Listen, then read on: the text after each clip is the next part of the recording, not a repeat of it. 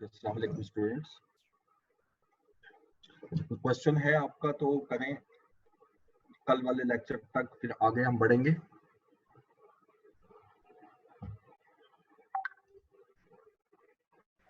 Sir एक question है। जी जी। Sir जो सेकंड क्वेश्चन है सर असाइनमेंट का, उसमें sir profit and loss account दिया हुआ है, तो सर उसको कैसे ट्रीट करना है? प्रॉफिट एंड लॉस एसओसीआई होती है। अच्छा, ये पुराना नाम है इसका। प्रॉफिट एंड लॉस ये आप भी यूज कर देते हैं, statement of profit and loss इस तरह भी लिख देते हैं, ये जो इनकम स्टेटमेंट भी लिख देते हैं, तो ये एसओसीआई ही है। तो सर इसको वहाँ पे ऐड करना है एसओसीआई में? अच्छा, जो प्रॉफिट एंड लॉस है वो ट्रायल में दिया हुआ, आप उसकी बात कर रहे हो? Okay yes sir. फाइन, समझ गया। अच्छा, वो प्रॉफिट एंड लॉस आपने आपने ये करना है कि प्रॉफिट एंड लॉस में कैपिटल में ऐड करना है,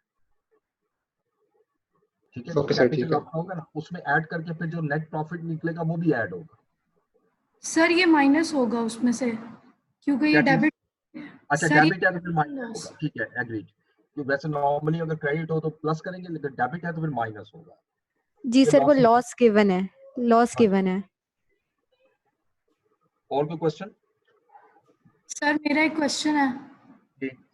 सर वो आपने असाइनमेंट दी थी एमसीक्यूज वाली, सर उसमें था कि किस यूजर को डिटेल फाइनेंशियल इंफॉर्मेशन चाहिए होती है, तो जी। सर मैंने लेंडर किया हुआ था, आपने मैनेजमेंट किया हुआ है। सर लेंडर को नहीं चाहिए होती इंफॉर्मेशन? नहीं नहीं, मैनेजमेंट को, मैनेजमेंट ने बिजनेस चलाना होता है, उसको हर इंफॉर्मेशन चाहिए। लेंडर को इससे कोई तलक नहीं कि हमारे एसेट्स कितने हैं, हम कितने बाई कर रहे हैं, सेल कर रहे हैं, ठीक है? तो manage as a management, as a manager मुझे आप बताएं कि सारी चीजें नहीं चाहिए आपको, इसलिए मैनेजमेंट आता है। तो पहले असाइनमेंट डिस्कस कर लें 10 मिनट। कर ले बेशक सर। मैं आपके सामने ओपन कर रहा हूँ असाइनमेंट, और ये मैंने एक रिजल्ट बनाया असाइनमेंट का, ठीक है आपका। इसमें दोनों बैचेस का है, 2 और 6 का। और अनफॉर्चुनेटली इस बहुत कम स्टूडेंट आपकी बैच 6 के नजर आएंगे। अच्छा, अहमद अली कोई है स्टूडेंट इस क्लास में? यस सर, ये बैच बैच 6 में। 6 में है, बैच 6 में है ये। और आयशा वकास ये भी बैच 6 में है। बैच 6 में, ओके। क्योंकि ये दो मुझे ट्रेस नहीं हुए कल, पता नहीं क्यों। सर ये वो मैं मैंने इनको अमेंड कर दिया है इसको। क्या? अच्छा नहीं, मैंने इनको हम्म, असाइनमेंट नहीं भेजी ना अभी, चेक करके, क्योंकि मुझे मिल नहीं रहे अच्छा थे, अच्छा, नाम नहीं मिल रहे थे। एनीवे, ठीक है। अच्छा अब ये मैंने एक शीट बनाई है जिसमें ये ऊपर जो लिखे हुए हैं ना, ये 0114, ये बेसिकली कैलकुलेट हुए हैं कि पहला क्वेश्चन जो है इसमें किसी का आंसर गलत नहीं है, ठीक है? दूसरे क्वेश्चन में एक स्टूडेंट का गलत है, तीसरे में एक का गलत है। तो मैंने ये जो ब्लैक कलर में किए हैं इसको डिस्कस करेंगे क्लास में। अब ये वो क्वेश्चंस हैं जो कम से कम मैंने वो चूज किए हैं जो कम से कम 4 स्टूडेंट्स के मिस्टेक्स हैं, ठीक है? तो ये क्वेश्चन नंबर आइएगा 4 की तरफ। ये मैं असाइनमेंट आपके सामने रख रहा हूँ, मास्टर फाइल ओपन करता हूँ। सर मैंने अपनी असाइनमेंट मैम को ईमेल कर दी थी, क्योंकि मेरी असाइनमेंट का ना जरा वो अपलोड करने 7 बजे से ऊपर हो गया था टाइम, 5 मिनट ऊपर हो गई थी। अच्छा, 5 मिनट ऊपर हो, चले वो फिर मैम चेक करके ना आपको भेजेंगी और मैं नंबर इसमें ऐड कर लूंगी। जी वो मुझे जो मेल मिलेगी वो उसमें मैं ऐड कर दूंगी, ठीक डोंट है, वरी अबाउट दिस। ओके जी। अब क्वेश्चन नंबर 4 में आते हैं। If the liability is due, if the liability is due and business has not sufficient fund to discharge, then it shall become personal obligation of the businessman under sole proprietor business. The terms is referred to limited liability, unlimited liability, insolvency, ठीक है? अच्छा, अब इसका जो correct answer है वो option B है, लेकिन जो स्टूडेंट्स ने गलत किया है वो भी मैं थोड़ा एक्सप्लेन कर देता हूँ। वो इंसॉल्वेंसी कर दी है। देखिए लॉजिक देखिएगा, इंसॉल्वेंसी और अनलिमिटेड लाइबिलिटी में फर्क क्या है। वर्डिंग को देखें आप, if the liability is due and business has not sufficient fund to discharge, तो इसका मतलब ये बिजनेस की लाइबिलिटी की बात कर रहा है कि बिजनेस के पास सफिशिएंट फंड नहीं है पे करने के लिए, then it shall become personal liability of the businessman under sole proprietor business. तो फिर उस सूरत में sole proprietor business में आपकी ये पर्सनल ऑब्लिगेशन बन जाएगी। यानी इट मींस सपोज मैं बिजनेस कर रहा हूं और मेरे बिजनेस के एसेट्स जो हैं वो उससे इतना कैश जनरेट नहीं हो रहा है कि मैं लाइबिलिटी को डिस्चार्ज कर सकूं, तो मुझे पर्सनल उस लाइबिलिटी को डिस्चार्ज करना पड़ेगा। इसको कहते हैं अनलिमिटेड लाइबिलिटी। अब इंसॉल्वेंसी क्या होती है? इंसॉल्वेंसी ये होती है कि अगर बिजनेस की लायबिलिटी पूरी नहीं हो रही तो अब बर्डन आएगा ऑनर पर, और ऑनर की के एसेट भी नहीं है लायबिलिटी को पे करने के लिए, तब इंसॉल्वेंसी आती है। इसलिए इसका आंसर जो है वो ऑप्शन बी बनेगा। इसी तरह नेक्स्ट क्वेश्चन में हम देखते हैं। नेक्स्ट क्वेश्चन मैंने सिलेक्ट किया 6 नंबर। इसमें भी टोटल 4 स्टूडेंट्स की मिस्टेक्स थी, 4 स्टूडेंट्स की। क्वेश्चन नंबर 6, और ये बहुत इजी था और मुझे नहीं मालूम कि क्यों 4 कर दिया। ये जो मिनिमम और मैक्सिमम पार्टनर्स हैं इन अ फर्म, फर्म कहते हैं पार्टनरशिप बिजनेस को, ये याद रखना है। फर्म का वर्ड स्पेसिफिकली यूज होता है पार्टनरशिप बिजनेस के लिए। इसमें मिनिमम 2 है और मैक्सिमम 20, मिनिमम 2 और मैक्सिमम 20, ठीक है। इसमें 10 नहीं होते। और बैंकिंग बिजनेस होगा, बैंकिंग पार्टनरशिप होगी तो 10 होगा, 2 और 10। तो मोस्टली ने 2 और 10 लगा दिया, वो जो 4 बच्चे गलत है शायद उन्होंने ये ज्यादा लगाया। क्वेश्चन नंबर 10, अच्छा ये क्वेश्चन बड़ा इंटरेस्टिंग था। क्वेश्चन नंबर 10, दिस वन, ठीक है। और इसमें 5 स्टूडेंट्स की मिस्टेक्स है। वो लिख रहे क्वेश्चन में, the evidence of each business transaction, evidence of each business transaction is kept in the form of vouchers. Business के अंदर जब भी कोई ट्रांजैक्शन होती है उसका एविडेंस बनाया जाता है ताकि ऑडिटर्स जब आएंगे तो उसको वेरीफाई कर सकें। वो एविडेंस क्या है? मतलब अगर मैं कैश पेमेंट कर रहा हूं तो मैं पेमेंट वोचर बनाऊंगा, मैं रिसीट कर रहा हूं मैं रिसीट वोचर बनाऊंगा, and so on. Which of the following is not covered under type of voucher? इनमें से कौन सा वोचर की टाइप पे कवर नहीं होगा? परचेज वोचर, जनरल वोचर, ये बिल्कुल वोचर की टाइप होती है। कैश रिसीट वोचर, ये भी जनरल, ये भी वोचर की टाइप होती है। और बैंक पेमेंट वोचर ये भी होती है। सो नहीं होगी तो परचेज इनवॉइस वोचर। मैंने आपसे यहाँ पर डिस्कस किया था, एक दफा फिर कर लेता हूँ। वाउचर्स की 2 टाइप्स होती हैं मेजर। एक होता है, एक वोचर बनते हैं जो कैश ट्रांजैक्शंस के लिए, और कुछ वोचर्स बनते हैं जो नॉन कैश ट्रांजैक्शन के लिए। अच्छा, अब कैश ट्रांजैक्शन भी 2 हिस्सों में हम डिवाइड कर दें, एक कैश और एक बैंक, दोनों कैश ट्रांजैक्शन कंसीडर होते हैं। जो कैश में भी 2 होती हैं, रिसीट और पेमेंट, और बैंक में भी 2 होती हैं, रिसीट और पेमेंट।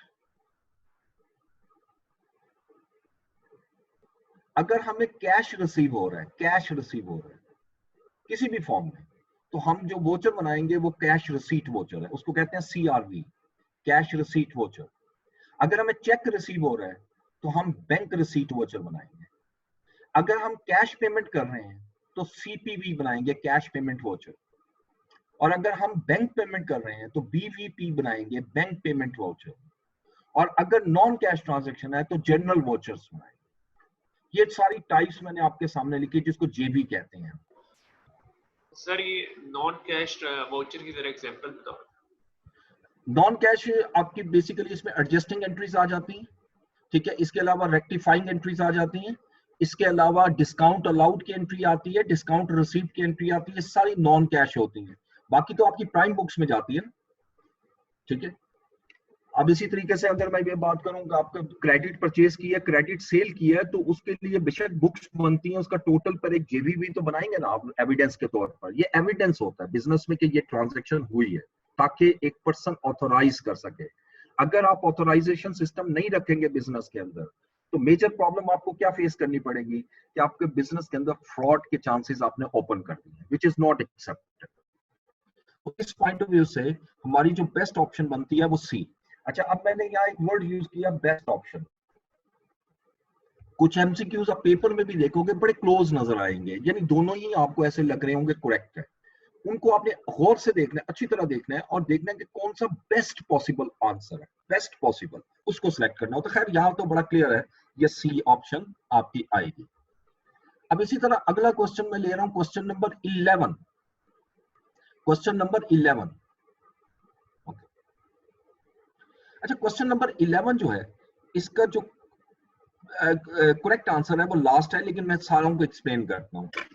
पहले वो लिख रहा है segregation of duties is important in organisation. यहां तक ट्रू है, कोई फर्क मसला नहीं है।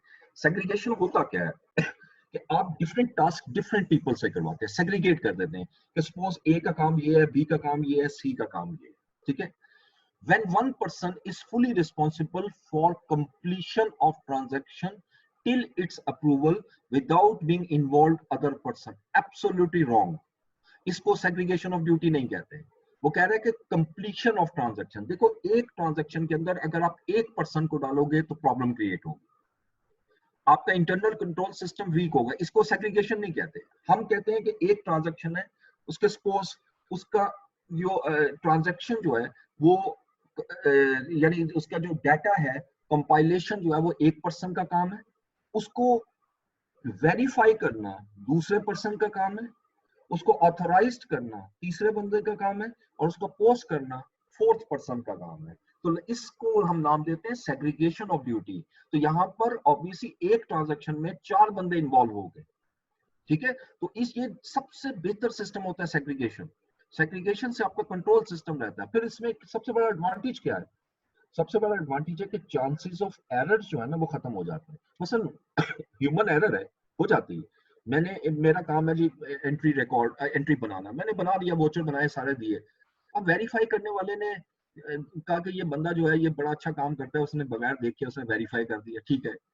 अच्छा, अब उसके बाद ऑथोराइज जिसने करना है वो तो चेक करेगा ना, ठीक है. अब वो चेक करता है और एरर आइडेंटिफाई हो जाती है, ठीक है. या पोस्ट करने वाला उसको कहीं ना कहीं उसको चेक कर लेता है, पोस्टिंग के वक्त तो नजर आ जाती है. तो लिहाजा अगर एक ही पर्सन, अगर मैं कर रहा हूँ सारा काम, मैं ही उसको कंपाइलेशन कर रहा हूँ, मैं ही उसको ऑथराइज कर रहा हूँ, वेरीफाई कर रहा हूँ, और मैं ही उसको रिकॉर्ड पोस्ट कर रहा हूँ, तो मैं तो खुद फ्रॉड कर सकता हूँ बड़े आराम से. तो इसलिए ये रॉन्ग स्टेटमेंट है, ये सेग्रीगेशन ऑफ ड्यूटी की डेफिनेशन नहीं है जो लिखी हुई, ठीक है. Number 2, the acting transaction should be necessarily in sequential numbers. जरूरी नहीं है.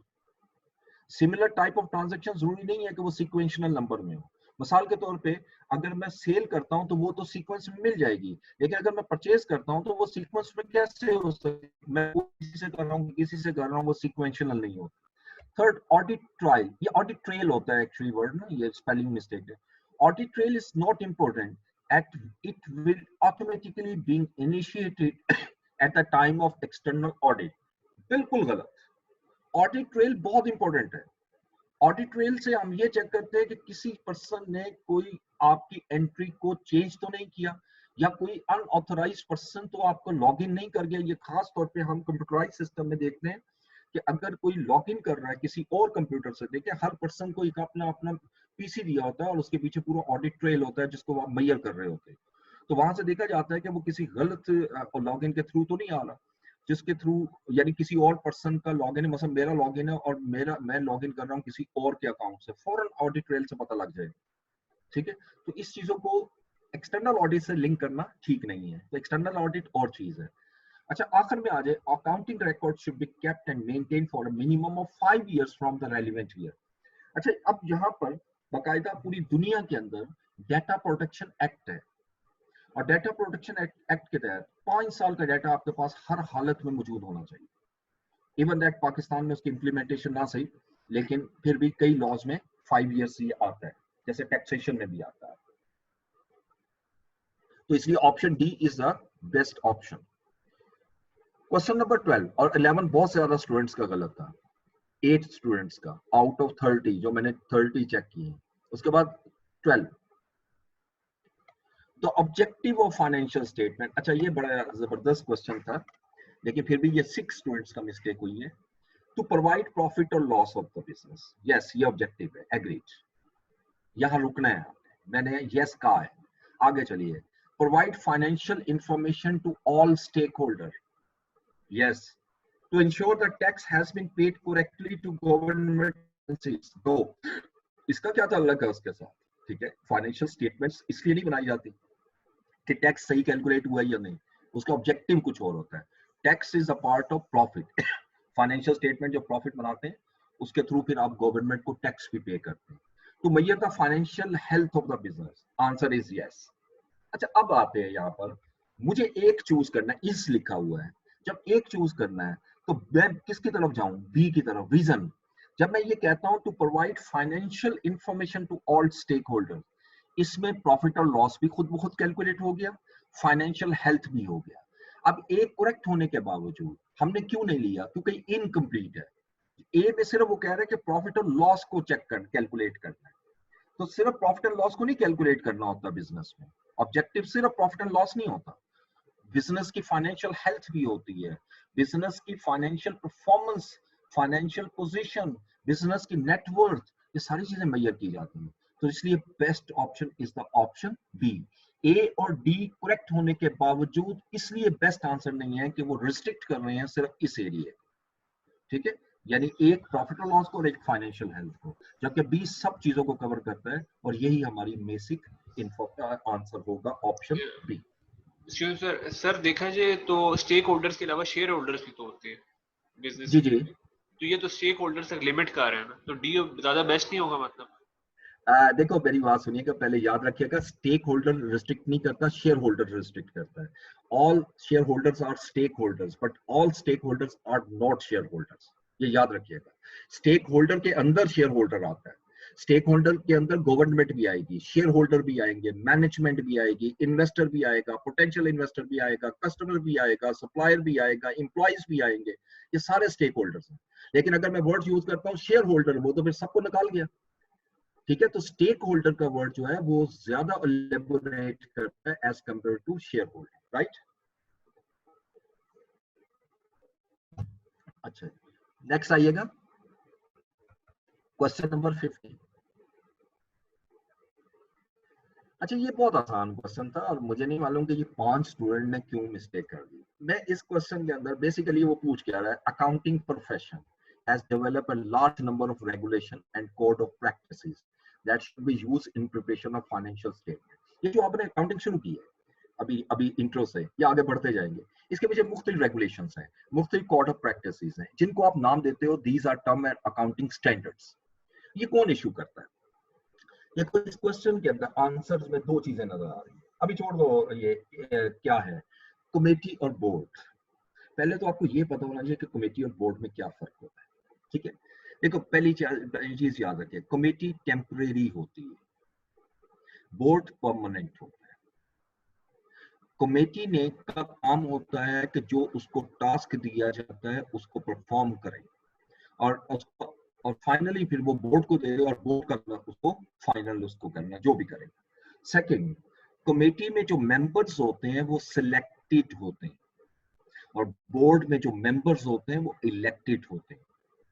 तीसरा, जो कमेटी के मेंबर्स हैं उनके पास अप्रूवल की अथॉरिटी नहीं होती, they can give only recommendations, और बोर्ड जो है वो बाकायदा उसको अप्रूव कर सकता है, यानी कमेटी अप्रूव नहीं कर सकती, कमेटी रिकमेंडेशंस दे सकती है। अब अकाउंटिंग स्टैंडर्ड बनाने का जो प्रोसेस है वो सारी बेशक कमेटी करती है, लेकिन इशू कमेटी नहीं कर सकती, इशू बोर्ड करता है, ठीक है। अब इसमें बोर्ड 2 आ रहे हैं, ए और D. International financial reporting board, ये कोई बोर्ड नहीं होता, असल में जो बोर्ड है वो इंटरनेशनल अकाउंटिंग स्टैंडर्ड बोर्ड है, इसलिए option D is the best answer. उसके बाद क्वेश्चन नंबर 16 4 मार्क्स का, 4 स्टूडेंट्स मार्क्स कह रहा हूं, सॉरी 4 स्टूडेंट्स का रॉन्ग है। Transaction might occur in business occasionally and not occurred in regular intervals is terms at, यानी ऐसी ट्रांजैक्शन जो कभी कभार हो और दोबारा अक्कर ना हो रेगुलर इंटरवल से, यानी कभी हो गई एक आधी दफा, 6 महीने साल के बाद एक दफा ट्रांजैक्शन हो गई, ठीक है। इस ट्रांजैक्शन को ऑन गोइंग ट्रांजैक्शन नहीं कह सकते। अच्छा, अब ये चारों की मीनिंग भी बता देता हूँ। ऑन गोइंग ट्रांजैक्शन वो ट्रांजैक्शन होती है जो रेगुलर बेसिस पे हो रही होती है। मिसाल के तौर पे आप बिजनेस में परचेज करते हो, ये रेगुलर परचेज होती रहेगी, सेल करते हो रोजमर्रा सेल होती रहेगी, आप कुछ एक्सपेंसेस पे करते हो मंथली बेसिस पे, जैसे महीना खत्म हुआ आपने बिजली का बिल पे किया, इलेक्ट्रिसिटी बिल पे किया, ये सारे यूटिलिटी बिल पे किए, सैलरीज पे की, ये सारे ऑन गोइंग ट्रांजैक्शन है। वन ऑफ ट्रांजैक्शन वो ट्रांजैक्शन होती है जो, वन ऑफ का ये मतलब नहीं लेना कि एक ही दफा होगी, नहीं, वन ऑफ का मतलब ही है जो ऊपर लिखा हुआ है कि ये कभी कभार होगी और रेगुलर इंटरवल में नहीं होगी। मसलन ये नहीं है कि हर महीने होगी, ये कभी हो गई, कभी 6 महीने के बाद हो रही, कभी 2 साल के बाद हो रही है, इसको वन ऑफ ट्रांजैक्शन कहते हैं। कैपिटल ट्रांजैक्शन हर वो ट्रांजैक्शन होती है जो फिक्स्ड एसेट को परचेज करते वक्त, तो मिसाल के तौर पे मैं प्लांट खरीदता हूँ, मैं बिल्डिंग खरीदता हूँ, उसको आप कैपिटल ट्रांजैक्शन कहते हैं। Revenue transactions on going transactions को ही कहा जाता है, दूसरे लफ्जों में जो ऑपरेटिंग नेचर की होती है। ऑपरेटिंग नेचर, या जैसे मैंने अब कार खरीदी बिजनेस के लिए, या वैन खरीदी बिजनेस के लिए, डिलीवरी वैन, तो ये मेरा कैपिटल ट्रांजैक्शन होगी। अब जब वैन खरीद ली तो वैन के बाद उसके बाद एक्सपेंसेस नहीं होंगे, पेट्रोल डलवाना है, उसकी मेंटेनेंस होगी, ड्राइवर की सैलरी पे करेंगे वगैरह वगैरह, ये सब रेवेन्यू ट्रांजैक्शंस कहलाते हैं। ठीक है, इसका जो आंसर है that will be the option B. अच्छा, अब क्वेश्चन नंबर 18 में आते हैं। ये 8 स्टूडेंट्स का गलत है, 8 स्टूडेंट्स 18। अच्छा, तो following statements are related to capital and revenue expenditure. अभी मैंने आपको कैपिटल और रेवेन्यू एक्सपेंडिचर डिस्कस किया। एक और हिंट दूंगा कैपिटल और रेवेन्यू के पॉइंट ऑफ व्यू से। हर वो एक्सपेंस जो किसी बिजनेस के एसेट को एनहांस कर दे, एनहांसमेंट, ये वर्ड हम यूज करते हैं, एनहांसमेंट, यानी मीन उससे उसकी प्रॉफिट अर्निंग कैपेसिटी बढ़े, उस एक्सपेंस की वजह से उस एसेट की प्रॉफिट अर्निंग कैपेसिटी जो है वो इंक्रीज हो जाए, कैपेसिटी जो है वो एनहांस हो जाए, इंक्रीज हो जाए, या उस एक्सपेंस करने की वजह से उस एसेट की यूजफुल लाइफ इंक्रीज हो जाए। दोनों भी हो तो ठीक है, लेकिन एक भी होगा तो वो कैपिटल एक्सपेंडिचर, इसको हम कैपिटल एक्सपेंडिचर कहते हैं। हर वो एक्सपेंस इसलिए किया जाता है कि वो बिजनेस में मेंटेन किया जाए, यानी इससे आपकी प्रॉफिटेबिलिटी मेंटेन रहती है और यूजफुल लाइफ मेंटेन रहती है।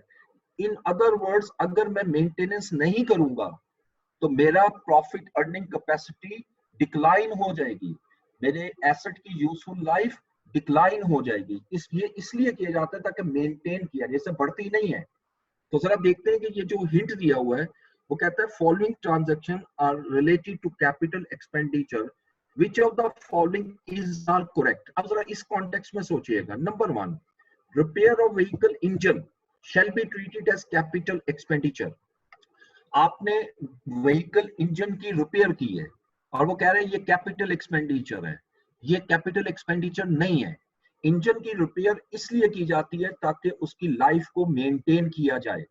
इंजन को रिपेयर नहीं करोगे, इंजन रिपेयर का मतलब ये नहीं है कि इंजन को खोल दिया, वो भी हो सकता है, लेकिन जैसे कुछ अरसे के बाद आपको गाड़ी है तो पिस्टन बदलने पड़ते हैं, कुछ अरसे के बाद आपको ऑयल चेंज करवाना पड़ता है।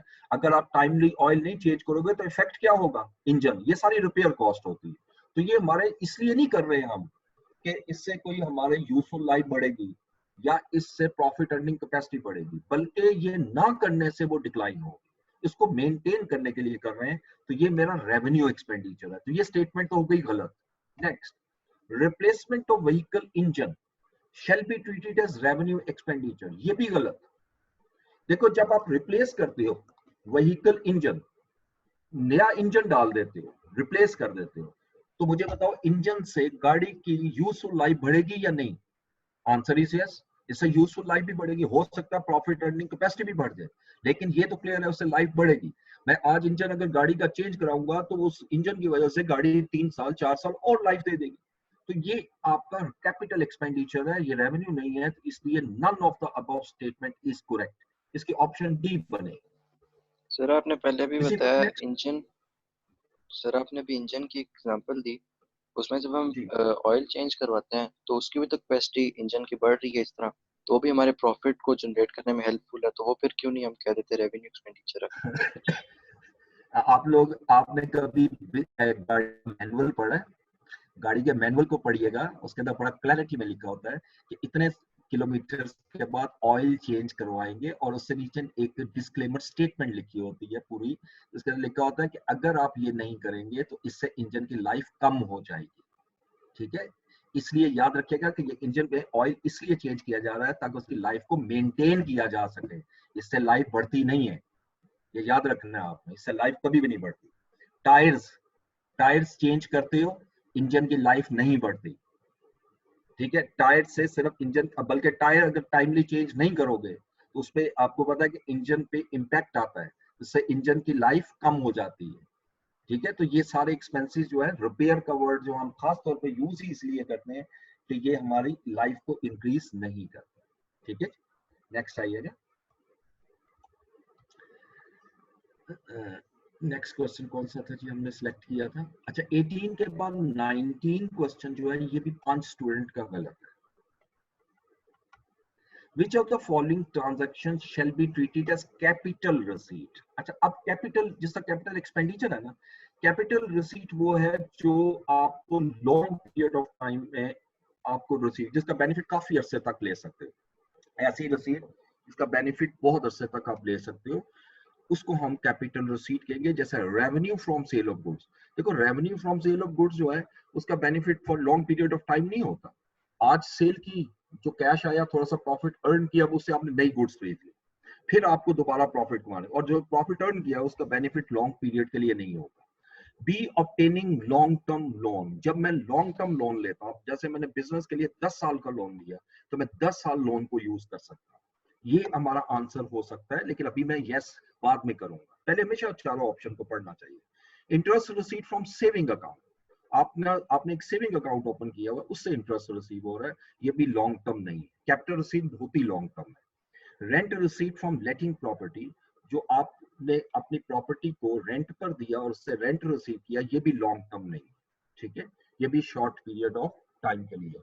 तो ऑप्शन बी जो है that will be considered as capital receipt. एक और आसान तरीका बता देता हूँ कैपिटल और रेवेन्यू रिसीट को जज करने के लिए। अगर कोई आपकी स्टेटमेंट ऑफ फाइनेंशियल पोजीशन की आइटम है, उसको बेचकर या उससे जो कैश जनरेट हो रहा है वो कैपिटल रिसीट होती है, और जो आपकी ऑपरेटिंग नेचर की है वो रेवेन्यू रिसीट होती है, ऑपरेटिंग नेचर। ठीक है, तो ये तीनों ऑपरेटिंग नेचर की हैं, ए बी, सी बी और डी बी। उसके बाद नेक्स्ट क्वेश्चन देखें, हमने सिलेक्ट किया मैंने 20, और ये 7 स्टूडेंट का गलत है। 7 स्टूडेंट का क्वेश्चन नंबर 20, इसको देखते हैं। Question number 20, which of the following statement is true? The directors of the company are liable for losses of the company. मुझे नहीं समझ आई, ये स्टूडेंट, कुछ स्टूडेंट ने शायद एक दो ने इसको आंसर दिया। Directors of the companies are not liable for the losses of the business, ये याद रखना है, because कंपनी के अंदर, company is a separate legal entity, director सिर्फ उस कंपनी को चला रहे हैं। हाँ, अगर कंपनी डायरेक्टर फ्रॉडुलेंट एक्टिविटी में इन्वॉल्व होता है और कंपनी को नुकसान पहुंचाता है, वो तो हर एक केस में होता है, वो चीज नहीं। लेकिन जो कंपनी के नॉर्मल लॉसेस हैं उसके लिए वो जिम्मेदार नहीं होता। इसलिए हम कहते हैं कि कंपनी में जो डायरेक्टर्स होते हैं या शेयर होल्डर्स होते हैं उनकी लायबिलिटी लिमिटेड होती है। नंबर बी, ये आंसर नहीं हो सकता। The liability of partners is limited to the extent of investment made by them, ये भी गलत है। पार्टनर्स की जो लाइबिलिटी होती है वो अनलिमिटेड होती है। ये अगर स्टेटमेंट तब ट्रू होती है जब कंपनी के हवाले से लिखा होता है। जो कंपनी के शेयर होल्डर्स हैं उनकी लाइबिलिटी लिमिटेड होती है to the extent of investment made by them, ये भी गलत है। C, directors are known as stewards as they run the company on behalf of shareholder, absolutely correct. Steward की definition यही है जो आगे लिखी हुई है। स्टीवर्ड्स कहते ही उसको हैं, डायरेक्टर को स्टीवर्ड इसलिए कहा जाता है कि वो शेयर होल्डर्स की यानी के तौर पर, के बिहाफ पर एज एन एजेंट काम कर रहे होते हैं। ठीक है, और उसके अगेंस्ट अपनी रिम्यूनरेशन ले रहे होते हैं। नेक्स्ट आइएगा, नेक्स्ट आ रहा है there should be a minimum of 2 but maximum of 50 shareholder in public limited company, गलत। पब्लिक लिमिटेड कंपनी में मिनिमम 7 होते हैं और there is no limit for the maximum, there is no limit for that, चाहे millions of shareholders, इसमें कोई restriction नहीं होती। So the option C is the correct answer. और ये कोई मुश्किल अगेन डिफिकल्ट क्वेश्चन नहीं था, मेरा ख्याल है आप लोगों ने सही रीड नहीं किया, कुछ स्टूडेंट ने जिसकी वजह से मिस्टेक हुई। अच्छा, अब ये जो 21 और 22 क्वेश्चन है ये बड़ा टेरिबल रहा, खास तौर पे 22, इसके अंदर 15 स्टूडेंट्स ने मिस्टेक की, 15। और जो आपका क्वेश्चन है 21, इसमें 10 स्टूडेंट्स ने मिस्टेक की, तो ये डबल फिगर में आए हैं। तो इन अदर वर्ड्स 22 क्वेश्चन अगर मैं कहूँ 50% स्टूडेंट्स का गलत है, और क्वेश्चन नंबर जो आपका ये आ रहा है 21, ये आपका 33% स्टूडेंट्स का गलत है। तो आइएगा 21 और फिर 22। सर स्टीवर्ड की डेफिनेशन बता। Stewards are the person who work on behalf of others. Stewards को हम कंपनी में ये कहते हैं कि जो किसी के behalf पर काम कर रहा होता है उसको हम stewards कहते हैं, ठीक है। 21. Which one of the following user group require detailed financial information? Always remember there is only a one, management या directors. एक ही चीज होती है, दो directors are part of management. Management का वर्ड आ जाए या डायरेक्टर्स का आ जाए तो that is option. Government agencies को पूरी इंफॉर्मेशन नहीं चाहिए, डिटेल्ड इंफॉर्मेशन नहीं चाहिए, उनको सिर्फ ये चाहिए कि कितना प्रॉफिट बना ताकि टैक्स वो ले सके। कस्टमर्स को नहीं चाहिए, लेंडर्स को नहीं चाहिए। हाँ, इतनी चीज याद रखें, गवर्नमेंट एजेंसी के पास अथॉरिटी जरूर होती है, वो जब चाहे वो आपसे क्लेम कर सकती है कि मुझे सारे के सारा डाटा प्रोवाइड, वो एक अलग। उसके बाद 22 जो सबसे टेरिबल रहा, The main purpose of financial accounting, main का word है, main, record each transaction and keep accounting records, ठीक है। बिल्कुल होता है क्योंकि आप रिकॉर्डिंग करेंगे, लेकिन पर्पस फुलफिल नहीं हो रहा। रिकॉर्डिंग करने से सिर्फ पर्पस फुलफिल नहीं होगा, इसके अलावा भी है। Provide management with details analysis of financial statements, ठीक है। Provide management with detailed analysis of financial information. Yes, ये भी हो सकता है। अब देखिए ये बड़ा क्लोज है, ये भी हो सकता है। तीसरा पढ़े, enable preparation of financial statement that provide information to stakeholders. जैसे मैंने अभी आपसे कहा था, वर्ड स्टेक होल्डर आ जाएगा तो सब कुछ कवर हो जाएगा। और ये फाइनेंशियल स्टेटमेंट्स असल में फाइनेंशियल इंफॉर्मेशन ही होती है, ठीक है, to provide information to stakeholder. So option C is the correct answer. और डी को देखें, कैलकुलेट प्रॉफिट और लॉस फॉर द बिजनेस, ये तो सिर्फ प्रॉफिट और लॉस तक रिस्ट्रिक्ट कर दिया अगेन। तो option C is the best answer. Number उसके बाद 23, ये सिर्फ 4 स्टूडेंट का गलत है, इसको भी डिस्कस कर लेते हैं। Which of the sir ji sir ये जो 22 है सर, इस सर ये जो 22 है सर, इसमें आपने मेरा ए किया हुआ है। ए किया हुआ है जी सर, गलती सी हो गया होगा, ये सी है इसका आंसर। ठीक है सर। ठीक है, अब मैम आरफा को लिख के भेज दीजिएगा, उसके आपके मार्क्स वो चेंज कर देंगे, एक करेक्शन कर देंगे, ठीक है। जो ये शीट बनी हुई है ना, इसमें आगे मैंने मार्क्स लिखे हुए, ये देखिएगा, ये 22 है, जैसे एक स्टूडेंट को लिया तो 22 ऑप्टेन, इसका मतलब इसमें 2 मिस्टेक है, और 2 मिस्टेक ये है, क्वेश्चन नंबर 12 और क्वेश्चन नंबर 22। तो एक स्टूडेंट का एनालिसिस किया हुआ मैंने, ताकि ये जज कर सकूं कौन सा स्टूडेंट किस जगह पे कहां पर वीक जा रहा है, ठीक है। यहाँ से हम जज करते हैं। ये डिटेल्ड मैंने शीट बनाई है, तो वो आप बताएंगे तो वो ठीक कर लें। मैसेज कर दीजिएगा ग्रुप में आप एक। 23. Which of the following statement is not true in relation to partnership? इसमें से कौन सी स्टेटमेंट पार्टनरशिप के हवाले से सही नहीं है? Partnership is not a separate legal entity, ठीक है, ये सेपरेट लीगल एंटिटी नहीं है पार्टनरशिप, ठीक है। पार्टनर्स और partnership shall be considered at just one and single legal entity, सिर्फ कंपनी सेपरेट होती है। तो ये ऑप्शन गलत, ये ट्रू स्टेटमेंट है, ये आंसर नहीं हो सकता, नॉट ट्रू लेना है। Partnership is jointly owned and managed by partners, बिल्कुल सही है।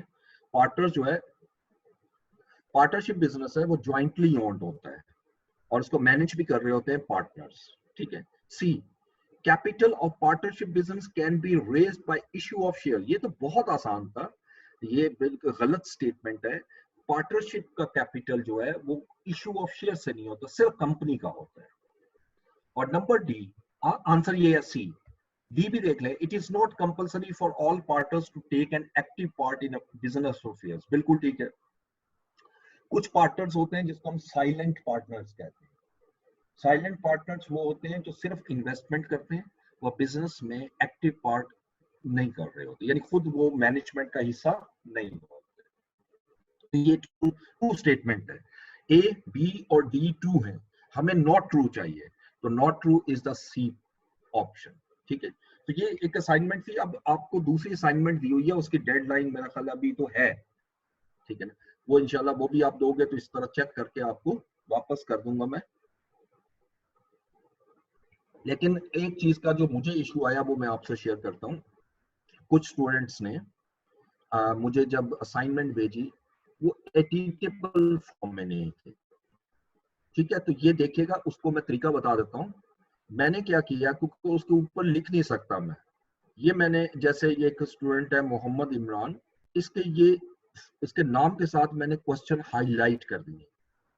वो आज यहाँ से देख सकते हैं अपनी मिस्टेक्स को। क्वेश्चन नंबर 10 का सी पार्ट, क्वेश्चन नंबर 10 का जो करेक्ट आंसर है वो सी है, क्वेश्चन 12 का करेक्ट आंसर बी है, एंड सो ऑन। इसका मतलब स्टूडेंट ने 4, 5, 6, 7 मिस्टेक्स की। अब ये इसी तरह सुबहान भट्टी, इसकी ये आप जब पिक्चर की फॉर्म में बेचते हो तो ये इस वेरी डिफिकल्ट फॉर्म में कि मैं उसके ऊपर लिख सकूं। या तो आप पीडीएफ में भेजो, मैं उसको खुद कन्वर्ट कर लूंगा वर्ड में। वैसे भी ये जो वाली असाइनमेंट तो वर्ड में थी, आपने मैंने खुद दी हुई थी, आपने जस्ट उसको हाईलाइट कर देते या आंसर लिख देते। जैसे कुछ स्टूडेंट्स ने आंसर की फॉर्म में लिखा हुआ है, ठीक है, जैसे ये देखिएगा, दिस इज फाइन, इसमें मुझे कोई इतराज नहीं है, देखिए बिल्कुल क्लियर दिया हुआ। तो इसको मैं अपने रिमार्क्स लिख सकता हूँ। तो अब इसी तरह जो अगली मैंने असाइनमेंट आपको दी हुई है, नेक्स्ट असाइनमेंट, वो स्टेटमेंट ऑफ फाइनेंशियल पोजीशन और स्टेटमेंट ऑफ कम्प्रीहेंसिव इनकम की, वो आपने बेहतर है कि आप एक्सेल में बना लो, कैलकुलेशन आपकी आसान हो जाएगी। जैसे मुझे कुछ स्टूडेंट्स ने भेज दी, अभी तक जो मैंने डाउनलोड की हैं उसमें मेरे पास असाइनमेंट नंबर 3 3 स्टूडेंट्स की आ चुकी है, ठीक है। अभी वो देख लूंगा किस बैच के हैं। तो आपने इस तरह अगर एक्सेल में करोगे या वर्ड में करोगे तो मैं उसके ऊपर अपने रिमार्क्स लिख सकता हूँ, कहाँ पर मिस्टेक है और इसका सही ट्रीटमेंट क्या है, जिससे आप लर्न कर सकते हैं। तो इसलिए कोशिश शेयर करें कि असाइनमेंट्स खास तौर पे उस फॉर्मेट में भेजें और टेस्ट उस फॉर्मेट में भेजें जिस पर उसके ऊपर लिखा जा सके, ठीक है। आप जिस फॉर्मेट में भेजते हो उसमें लिखा नहीं जा सकता। ओके, ये तो हमने असाइनमेंट डिस्कस कर ली। अब आइएगा आज के जो लेक्चर की तरफ, क्योंकि काफी टाइम हमने ले लिया। मैंने 10 मिनट किए थे, लेकिन वो यानी डिस्कशन में ज्यादा टाइम लग जाता है। अब आज हम डिस्कस करेंगे फर्दर आगे एक और कॉन्सेप्ट, और ये आखिरी कॉन्सेप्ट है मेरा। उसके बाद ये चैप्टर का जो है पूरा जितने भी चीजें हैं वो मुकम्मल हो चुकी होंगी, फिर क्वेश्चंस आहिस्ता आहिस्ता मैं टफ करता जाऊँ, ठीक है। तो सबसे पहले हम डिस्कस करते हैं अलाउंसेस को। अभी तक हम जो अलाउंस पढ़ रहे थे वो सिंपल इस तरह लिखा होता था कि द कंपनीज पॉलिसी या company decided to create suppose 4% allowance. तो ये हम क्या करते थे, हम सिंपल ये लेते थे कि ट्रेड रिसीवेबल लिए या अकाउंट रिसीवेबल लिए या अकाउंट रिसीवेबल कंट्रोल अकाउंट लिए, ठीक है। इस रिसीवेबल पे आपने अगर बैड डेट्स राइट ऑफ हो चुके हैं, रिटर्न ऑफ है, ये मैं दोनों चीजें आपके सामने क्लियर कर रहा हूँ रिवीजन के पॉइंट से। रिटर्न ऑफ हो चुका है तो मैं सिर्फ रिसीवेबल का बैलेंस लूंगा और उसका 4% ले लूंगा, तो वो अलाउंस बन गया। ये तो हम पढ़ चुके हैं। दूसरी सिचुएशन ये थी कि अगर ट्रेड रिसीवेबल दिया और आपको bad debts to be written off आ जाए, उस सूरत में हम क्या करते थे कि हम टोटल रिसीवेबल में से पहले बैड डेट्स लेस करते थे जो भी टू बी रिटर्न ऑफ है, और उसके बाद उसका 4%। तो ये अलाउंस हमारा क्रिएट हो जाता था, ठीक है जी। अब उसके बाद फिर इस अलाउंस को हम कहते थे न्यू अलाउंस, और उसके बाद इसको कंपेयर करते थे ओल्ड से, और फिर जब ओल्ड से कंपेयर करते थे जो डिफरेंस है वो फिर मेरा पता लगता था कि या इंक्रीज हो रहा है या डिक्रीज हो रहा है, ठीक है। ये हम पढ़ चुके हैं। अब मुझे इंक्रीज और डिक्रीज करने की जरूरत ही नहीं पड़ेगी। अब चूंकि एक अलाउंस और ऐड हो जाता है, अब उसके लिए मैं कैलकुलेशन वे थोड़ी सी चेंज करूंगा। देखिए, अलाउंस दो टाइप के होते हैं। एक होता है specific allowance. What is specific allowance? Any allowance which is created against a specific customer, जो किसी स्पेसिफिक कस्टमर के अगेंस्ट हमारा क्रिएट होता है, उसको आप नाम देते हो स्पेसिफिक अलाउंस, ठीक है। और एक होता है जनरल अलाउंस। ये जो आप अभी तक क्रिएट करते आए हो अलाउंस, इसको हम जनरल अलाउंस कहते हैं।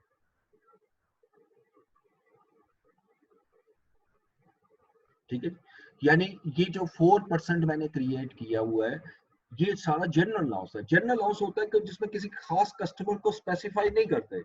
हम कहते हैं जी कि सारे कस्टमर्स पर जो हमारा यानी जितने भी कस्टमर्स हैं, सारे कस्टमर के जितने भी रिसीवेबल है उसका 4% शायद हमें रिकवर ना हो। ठीक है, तो वो हम टोटल रिसीवेबल ले लेते हैं, इसके अंदर सारे कस्टमर आ गए, ए भी आ गया, बी भी आ गया, सी भी आ गया, डी भी आ गया, अप टू जी, और इसका सिंपल 4% आप ले लेते हैं। ठीक है जी, अब आप दोनों अलाउंस क्रिएट करेंगे, स्पेसिफिक अलाउंस और जनरल अलाउंस, ये दो अलाउंस हम इसमें क्रिएट करेंगे। ठीक है,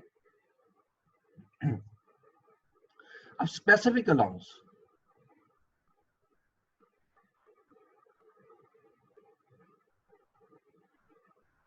is created against specific customer.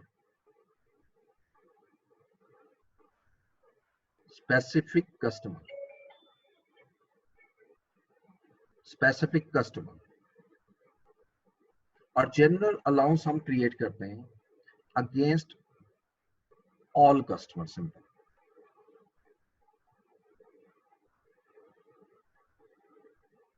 But excluding specific, इसमें स्पेसिफिक शामिल नहीं होता, यानी स्पेसिफिक को निकाल के बाकी जितने बच रहे हैं उस पे हम जनरल अलाउंस लगा दें। अब जो आपको एग्जाम में क्वेश्चन आना है उसमें दोनों अलाउंस आएंगे, स्पेसिफिक भी और जनरल। तो यहां पर इस चीज को क्लियर करने के लिए छोटी सी एग्जांपल मैं बना रहा हूं।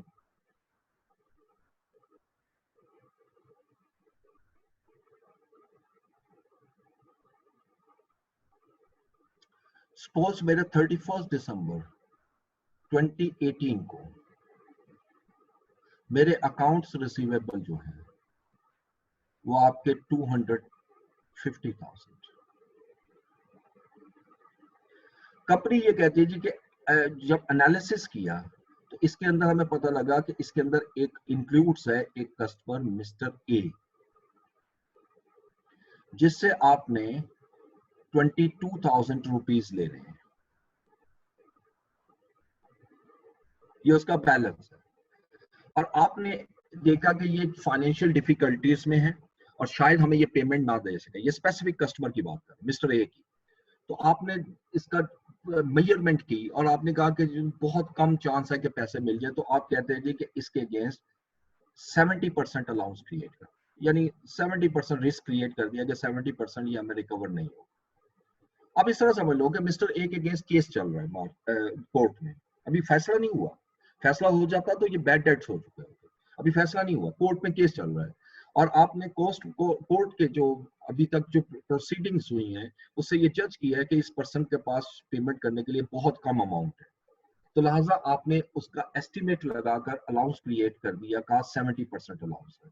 और उसके अलावा वो कहता है कि जो जनरल अलाउंस है दैट इज 5%, वो उसी तरह दे रहा है। अब मैं अगर आपसे कहूं कि अलाउंस क्रिएट करो तो अलाउंस दोनों क्रिएट करते हैं। अब इसके लिए जो वर्किंग बनानी है ना वो जरा डिफरेंट होगी थोड़ी सी। ये वर्किंग वन देखेगा जो हम बनाते आए हैं पहले, अलाउंस फॉर डाउटफुल डेट्स।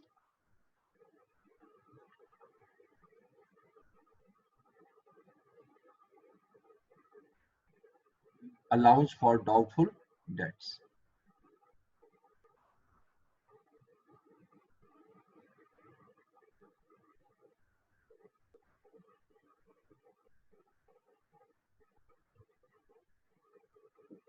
अच्छा, अब अलाउंस के जहां तक ताल्लुक है, अलाउंस फॉर डाउटफुल डेट्स का, इसमें हम सबसे पहले लेंगे अकाउंट्स रिसीवेबल। अब ये वर्किंग को गौर से देखिएगा, अकाउंट्स रिसीवेबल क्लोजिंग जो है वो हमें दिए हुए 250,000। मैं इसमें से सबसे पहले जो स्पेसिफिक कस्टमर्स हैं उसके बैलेंस को लेस कर देता हूं, इसमें से लेस करता हूं specific customer balances. Specific customer balance, और स्पेसिफिक कस्टमर का जो बैलेंस आ रहा है वो है 22,000। आपने बैलेंस का वर्ड मैंने यूज किया, यानी mister A is a specific customer जिससे मैंने 22,000 ले लिया।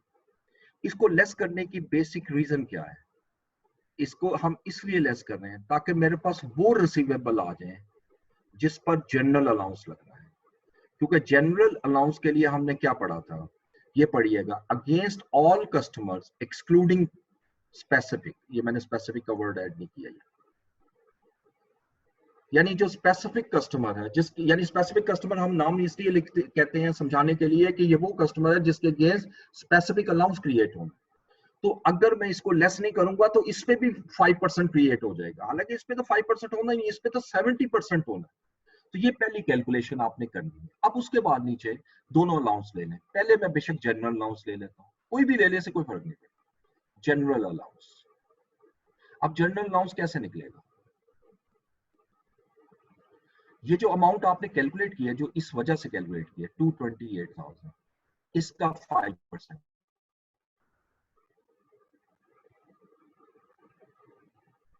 अब अगर इसका मैं 5% लूं तो 11,400 मेरा अलाउंस आ गया, लेकिन ये अलाउंस है जनरल।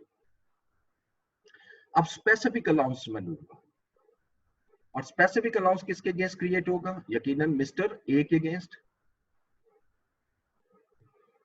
लेकिन मिस्टर ए के अगेंस्ट कितना अलाउंस क्रिएट करना है? 70%। तो कैसे क्रिएट करूंगा? 22,000 रुपीज लेने, और मुझे डाउट ये है कि 70% अमाउंट इसमें से रिकवर नहीं हो। अब अगर मैं इसका 70% लेता हूं तो ये 15,400 बने।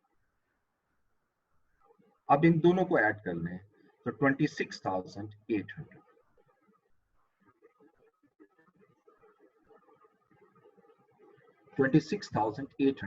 This is the allowance balance, जो आपका क्लोजिंग बैलेंस होगा, जिसको आप नाम देते हो न्यू अलाउंस, जो स्टेटमेंट ऑफ फाइनेंशियल पोजीशन में जाता है।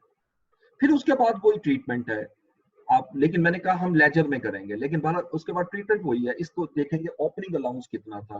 अब अगर ओपनिंग अलाउंस 20,000 रुपीज था और क्लोजिंग 26,800 है, बड़ा क्लियर शो कर रहा है कि ये इंक्रीज इन अलाउंस है। और अगर ओपनिंग अलाउंस 30,000 है और न्यू अलाउंस जो है वो 26,800 है, it clearly indicate that there is a decrease in allowance. अब ये जो वर्किंग मैंने आपके सामने की है, अब जहां पर स्पेसिफिक अलाउंस आ जाएगा और वो मस्ट आना है, उसके बगैर क्वेश्चन नहीं होता एग्जाम में, तो आपने इस वर्किंग को फॉलो करना है, पिछली वर्किंग को फॉलो नहीं करना, क्योंकि पिछली वर्किंग जो हमने कैलकुलेट की थी उसमें कोई स्पेसिफिक अलाउंस मौजूद नहीं था। ठीक है जी। तो ये अलाउंस के, अब ये मेरा चूंकि मैंने कहा मुकम्मल हुआ, अब मैंने आपके लिए अभी 2 क्वेश्चन निकाले, 2 क्वेश्चन तैयार किए, खुद तैयार किए। इन दोनों क्वेश्चंस को हम क्लास में करेंगे, और इसमें पहला क्वेश्चन जो है वो जरा थोड़ा सा मतलब इस चीज को एक्सप्लेन करेगा, इसमें बैटर रिकवर्ड भी है जो हमने पढ़ा था। और अगला क्वेश्चन जो है 6, ये एजिंग से रिलेट करता है, जो एजिंग हमने शुरू में थोड़ा सा डिस्कशन की थी, एजिंग कैसे क्रिएट करते हैं। ठीक है, सो पहला क्वेश्चन नंबर, एग्जांपल नंबर 5 की तरफ आते हैं। और 5 को जाने से पहले अगर कोई आपको क्वेश्चन है इस हवाले से तो आप पूछ लें। एग्जाम्पल 5 में प्रूव करूंगा, आज तो हो नहीं सकेगी, लेकिन कोई थोड़ा बहुत डिस्कस जरूर कर लेंगे जी। कोई क्वेश्चन यहां से करना हो तो आप कीजिए।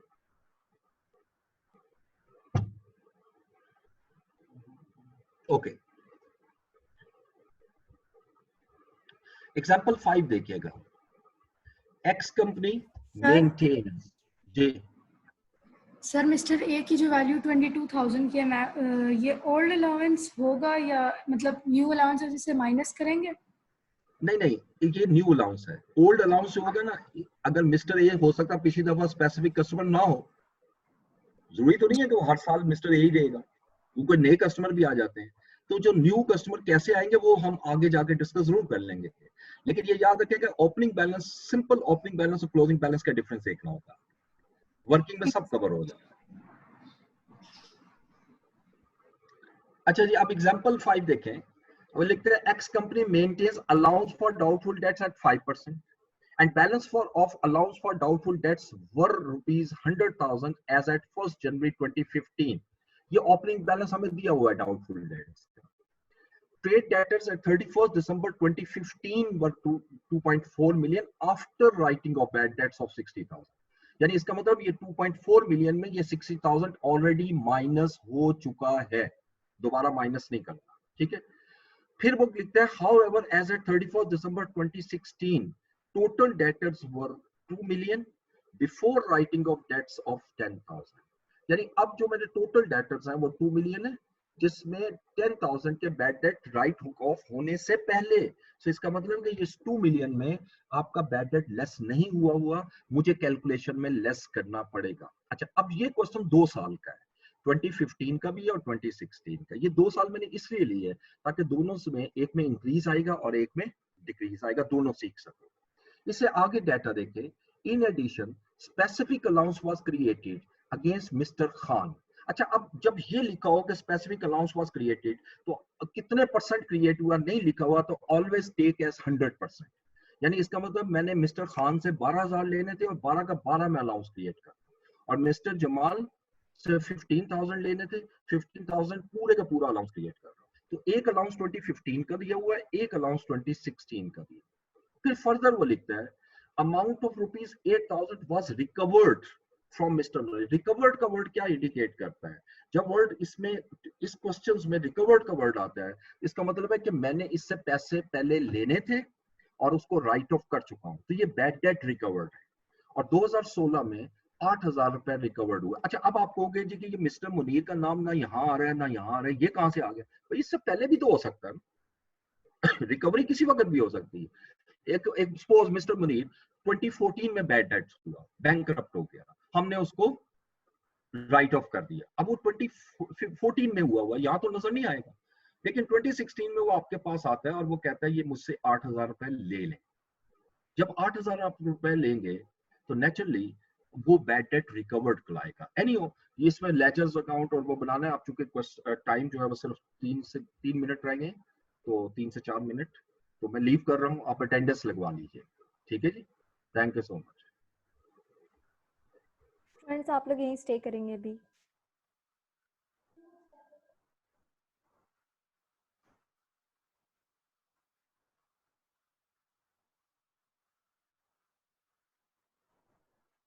Just 1 minute.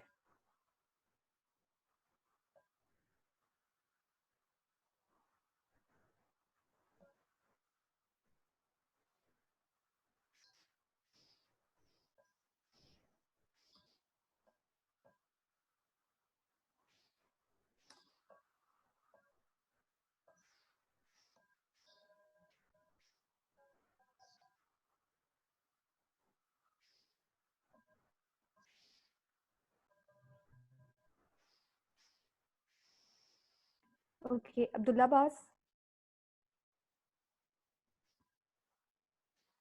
Ahmed Ali. Present, ma'am. Alvina Iman. Present. Akil Tabassum. Present. Aisha Waqas. Abdullah Abbas, ma'am. Present. Okay. Present, ma'am. Bushra Mehboob. Present, ma'am. Farooq Hamid. Present, ma'am. Hamad Zafar. Present ma'am. Haseeb Parvez. Ikra Diaz. Present, ma'am. Kinza Basirat. Mozam Bhatti. Ma'am, she is present. Kinza Basirat. Yes. Mozam Bhatti.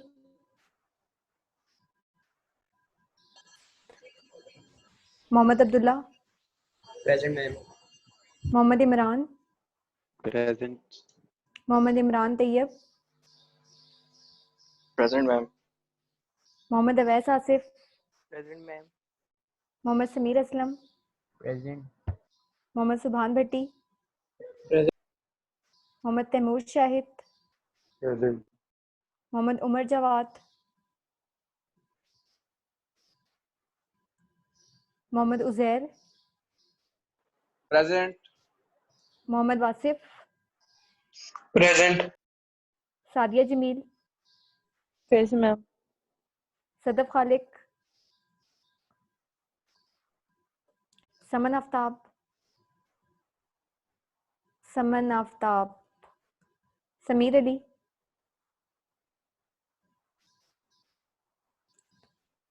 Sohaib Khalid. Present. Talha Waris. Present. Tawfiq Riaz. Present. Usama Hafiz. Yes, ma'am. Wajid Habib. Wajid Habib, Zariyab Bakht. Yes ma'am present. Okay, एक दफ़ा देख लें किसी की attendance रह गई हो।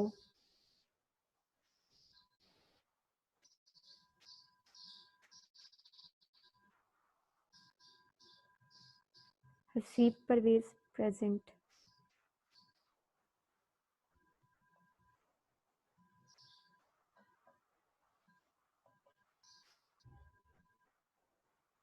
Okay, thank you students. अल्लाह हाफिज़। अल्लाह हाफिज़।